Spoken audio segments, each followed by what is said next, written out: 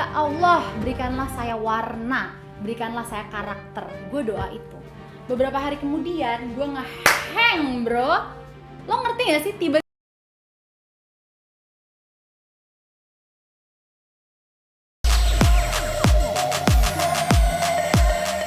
Well, halo pemirsa yang ada di depan TV, gimana kabarnya nih hari ini?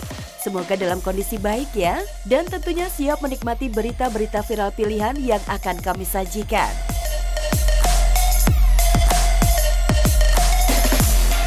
Gak ada lain, gak ada bukan, yakni di Celeb on News Viral. Gak viral, gak bakalan terkenal. Mari kita tonton!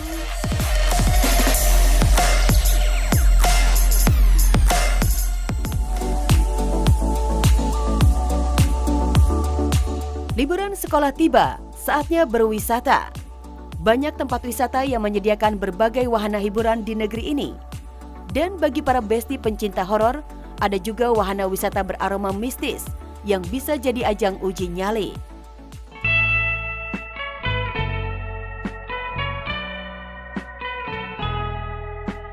Di kesunyian malam ini ku datang menghampiri dirimu yang pernah berjanji. Siapa lu?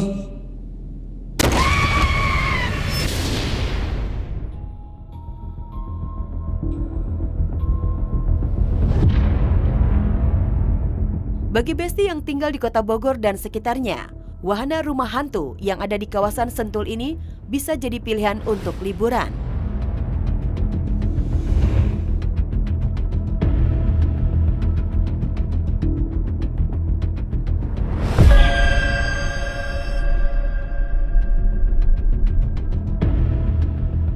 Sebelum masuk ke dalam, aura mistis sudah terasa. Memasuki wahana, pemandangan gelap gulita terhampar di depan mata. Boneka-boneka hantu yang bertebaran, yang berpadu dengan suara-suara menyeramkan, menjadikan suasana tambah horor.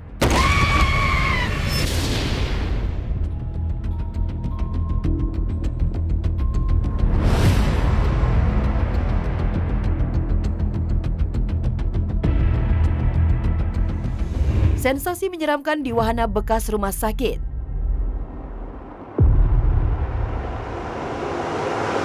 Kisah horor bekas rumah sakit yang terbengkalai menjadi cerita menakutkan bagi banyak orang. Nah, kalau mau merasakan sensasi bekas rumah sakit, Besti bisa berkunjung ke wahana rumah sakit hantu di Lamongan, Jawa Timur. Oke, sekarang kita masuk guys. Oh, masih ada guys.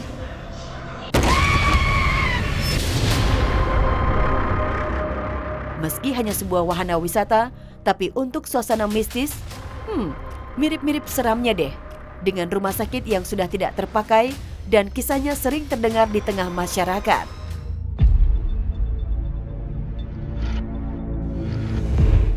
Ada boneka jenazah yang tergeletak di kamar mayat dan di dalam keranda. Boneka hantu yang bisa bergerak, suara seperti orang merintih dan menangis, serta semilir bau menyan.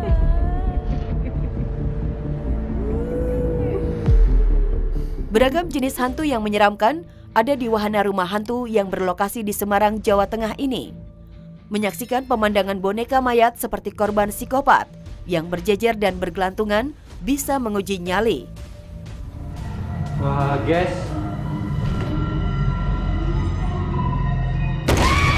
Tetap mengikuti. Pengunjung yang pernah masuk ke rumah hantu itu merasakan sensasi yang mengejutkan dan seramnya benar-benar terasa.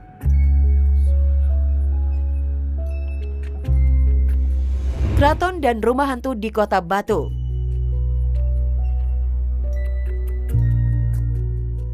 Mengunjungi wahana keraton hantu dan rumah hantu di kawasan Jatim Park, Kota Batu, Jawa Timur bisa menjadi pilihan untuk mengisi liburan sambil menguji adrenalin. Horor polre.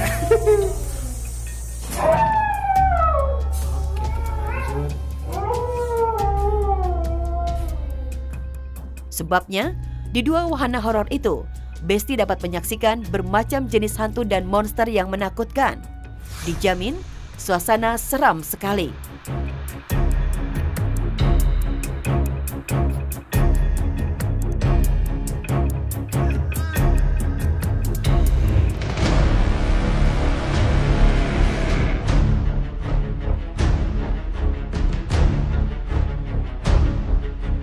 Kabar Marshanda hilang di Los Angeles, Amerika Serikat sempat menghiasi media sosial sepanjang Senin kemarin. Kabar yang dipublikasikan oleh sahabat Marshanda, Sheila Salsabila, melalui story akun media sosialnya itu menyebut Marshanda hilang sudah 2 hari. Mengetahui itu, warganet yang prihatin menduga aktris yang akrab disapa Caca ini tengah depresi akibat mengidap kanker payudara dan bipolarnya kambuh. Tapi ada juga warganet yang menuding Sheila bikin sensasi dan pansos karena pada pengumumannya dia juga nge-tag sejumlah selebriti dan Presiden Joko Widodo. Hanya aku memperhatikan dari sosmed aja ya. Ya memang ada, terutama pada yang video terakhir pada saat yang di LA itu aku sempat lihat postingan-postingannya memang nggak seperti biasanya gitu.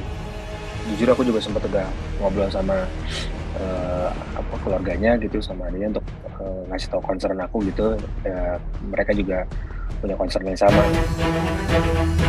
Kecurigaan sebagian warganet terhadap Sheila semakin besar setelah di channel YouTube-nya wanita berprofesi dokter itu mengumumkan Marshanda telah ditemukan. Anehnya, dilihat dari waktunya, pengumuman Marshanda ditemukan ternyata lebih dulu diunggah daripada postingan Sheila tentang Marshanda hilang. Lantas benarkah itu bagian sensasi yang sengaja digulirkan Sheila Salsabila agar jadi kontroversi dan viral? Untuk ngasih tahu ke kalian bahwa Caca sudah baik-baik saja. Caca udah ditemukan sama suami gue tadi pagi, ada di sebuah jalanan yang cukup membahayakan karena di situ nggak ada orang, dan di sini cukup serem ya karena di sini banyak orang yang drug addict.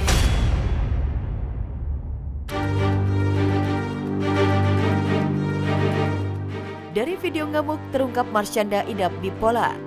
Di balik sensasi dan kontroversi kabar hilangnya Marshanda, publik telah beberapa kali disuguhi aksi Marshanda yang mengejutkan dan bikin geleng-geleng kepala. Pada medio 2009, Marshanda jadi sorotan lantaran video dirinya sedang ngamuk dan kesal kepada teman-teman SD-nya beredar ke publik. Tak lama setelah itu, pihak keluarga mengumumkan bahwa Marshanda didiagnosis mengidap bipolar atau gangguan mental berhubungan dengan perubahan suasana hati. Sebelum gue didiagnosa depresi, gue doa sama Allah. Ya Allah, berikanlah saya warna, berikanlah saya karakter. Gue doa itu. Beberapa hari kemudian, gue nge-hang bro. Lo ngerti gak sih? Tiba-tiba lo kayak, kalau kata orang desa tuh lo kerasukan. Ya lo kerasukan, orang tuh banyak yang ngira gue kesurupan. Sumpah deh ngomong ke gue. Cewek ya Rukiah, gue dibawa Rukiah.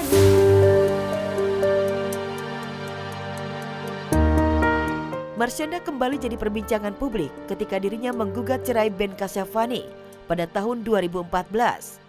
Imbas dari perceraiannya, aktris kelahiran 10 Agustus 1989 ini harus merelakan hak asuh putri tunggalnya kepada Ben. Hal itu disebabkan kesehatan mental yang dialami Marshanda. Pasca bercerai, Marshanda memutus melepas hijab yang menutup kepalanya akibat tidak kuat menahan kecaman publik termasuk orang-orang terdekatnya. Aku nggak naik banding ketika hak asuh jatuh ke Ben dengan alasan Marshanda punya bipolar disorder. Tanpa hakim mempertimbangkan aku selama ini tetap bisa kerja, tetap merawat diri secara dari psikiater. Balik lagi karena zaman dulu ya. Iya, karena belum banyak edukasi soal itu kan. Jadi dianggap mungkin pada saat itu kalau punya mental ya, orang tua lah gitu. Lalu aku nggak fight tuh Kak. Dan aku sedih banget lah.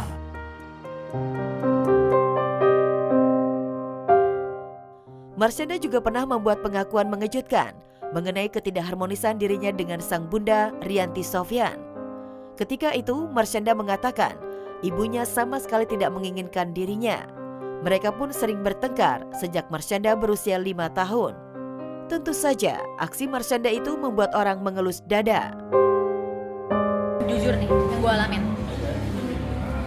Gue ngerasa gue nih nggak diinginin.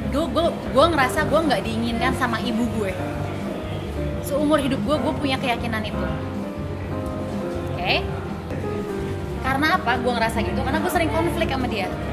Gue sering berantem dari kecil banget, dari gue umur 5 tahun aja tuh berantemnya tuh udah gila gitu loh. Kalau berantem tuh lukanya tuh gila banget di gue.